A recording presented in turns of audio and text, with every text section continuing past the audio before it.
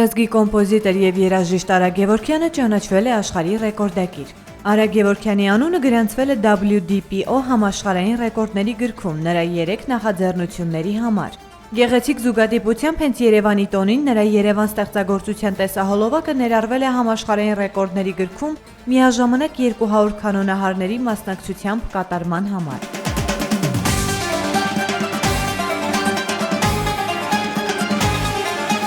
Համաշխարհային ռեկորդակիր ճանաչվելու համար առիթ է հանդիսացել նաև Ջիվան Գասպարյանի 90-ամյակին նվիրված միջոցառմանը բեմահարթակին միանգամից 112 դուդուկահար մեկտեղելու համար։